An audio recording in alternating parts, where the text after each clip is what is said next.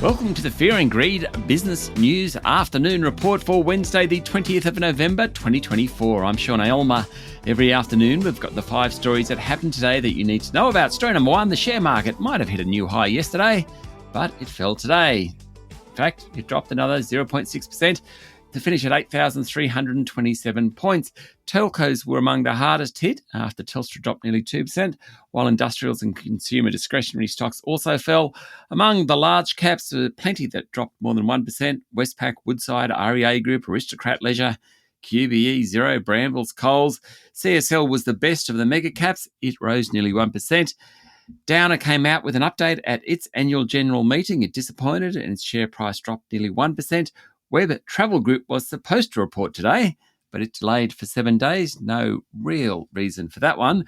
And WiseTech Global is under fire for holding a virtual AGM on Friday. It means Richard White, the founder and CEO, won't have to physically front shareholders. Interesting, that one. Story number 2, Australia's ambassador to the United States, Kevin Rudd, has made his first public comments since the US election, saying he will work to deepen US engagement in the Indo-Pacific, adding that American leadership remains indispensable. Now, this is the guy who was talking about Donald Trump, called him a traitor to the West, the most destructive president in history, a village idiot. You get the gist. Having said all that, Donald Trump has forgiven enemies previously. In fact, his vice president-elect, J.D. Vance, was very anti-Trump at some point, but seems to have turned things around. Looks like Donald Trump loves the convert more than anything else, and that's what Rudd is sounding like. Mr. Rudd said the Albanese government had done all the work and was ready to work with the new Trump administration. He said that the embassy in Washington has been working hard for this moment. He would try and sell Donald Trump on the benefits of the AUKUS nuclear sub-deal to American industry and jobs. He was speaking via video, so he couldn't actually answer any questions. That's a shame.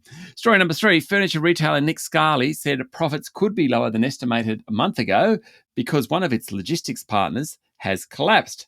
Now, about 200 containers full of sofas and dining sets are stranded, mostly at ports. The company's name is Lion Global Forwarding. It collapsed. Basically, what it does is ship furniture from China. Nick Scali realised there were problems last month when they were asked to pay their bills early. The group obtained court orders for the shipping lines engaged by Lion to release the company's containers, so about half are now delivered, but there's still a stack at ports. Nick Scali's share price was down 2% today. Story number 4, ASIC is threatening superannuation fund executives with penalties if they don't fix their customer service failings, and it's telling boards they're responsible for improved governance. Today, the Australian Prudential Regulation Authority warned CBUS that it was still under investigation around governance after the super fund rubber-stamped 3 new CFMEU-linked directors to its board. Over the past week, we've had ASIC launch action against CBUS, alleging it delayed paying up to $20 million in death and disability payments to people most in need. CBUS is also under fire for making payments to the CFMEU. Another giant of the industry, Hester, will be forced to compensate more than 120,000 members who had their retirement savings stranded in unlisted property assets when valuations tumbled in the early days of COVID. The superannuation watchdog APRA says Hester's processes were inadequate. It is a sector under the spotlight at the moment. And story number 5, Israeli Prime Minister Benjamin Netanyahu will pay $5 million to any Gaza resident who returns a hostage, plus ensure safe passage out of the war-ravaged territory. It's the latest twist in what's been an unsuccessful attempt to get the 101 hostages home.